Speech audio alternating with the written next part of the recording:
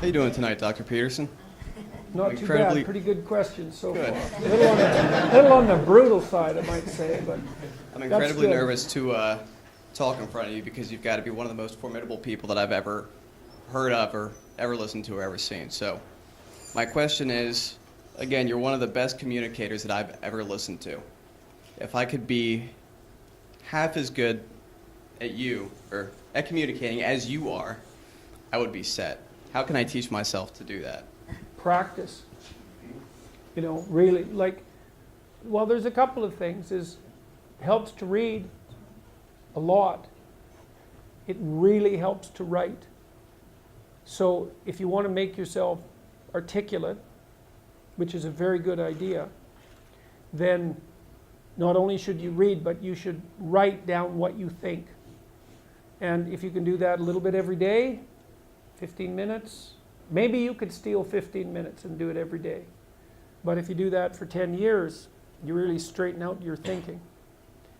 If you're going to speak effectively, you have to know way more than you're talking about, you know. So this is often difficult for beginning lecturers at university because they'll do a lecture on a topic, but they only know as much as they're saying in the lecture. And they get kind of stuck to their notes because of it. But you want to know 10 times as much as you are saying in the lecture, and then you can specify a stepping path through it and elaborate with the other things that you know. But to do that, you have to do a lot of reading. But you also have to do a lot of reading because that's where the synthesizing comes. So that's on the input side. And then on the output side, well, there's some techniques, let's say, is like if you're speaking in front of a group, you are not delivering a talk to a group.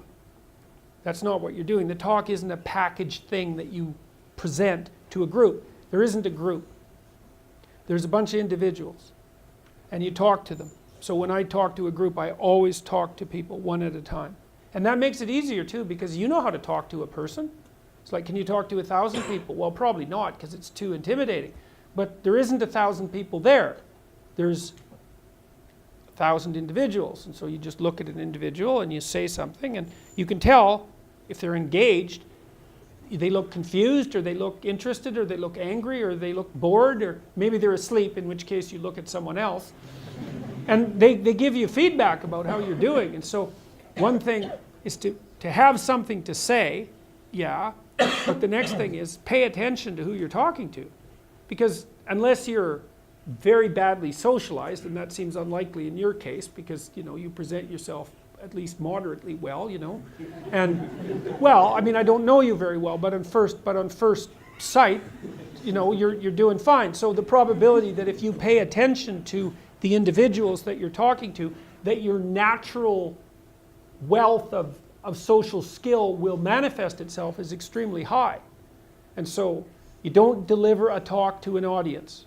That's a really bad way of thinking about it. You're actually engaged in a conversation with an audience. Even if they're not talking, they're nodding and shifting position and, you know, looking like this, and you can pull all that in and use it to govern the level at which you're addressing the entire audience.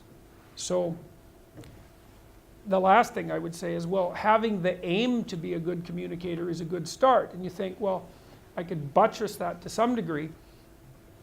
Well, there isn't anything that you can possibly, this is the whole point of a liberal education, there isn't anything that you can possibly do that makes you more competent in everything you do than to learn how to communicate. I don't care if you're going to be a carpenter. I mean, being a carpenter, by the way, is very difficult, especially if you're a good carpenter. But if you're good at communicating as a carpenter, you're like 10 times better as a carpenter. So, and this is something that the liberal arts colleges, I think, I don't know if they've forgotten it, but they don't do a very good job of marketing. It's like, well, what's the use of a bachelor's degree, a Bachelor of Arts? It's like, well, you can think, you can write, you can speak, you've read something. It's like the economic value of that is incalculable. The people that I've watched in my life who've been spectacularly successful they have skills. Clearly, that's a minimum precondition. But they're also very, very good at articulating themselves. And so whenever they negotiate, they're successful. well, that's kind of like the definition of success in life, right? You negotiate and it doesn't mean you win. Because if you're a good negotiator, if you're a really good negotiator, everybody walks away from the negotiation thrilled. And so then people line up to do things with you. So, and that's all dependent on your ability to communicate. So, practice. Thank you very much. Yeah.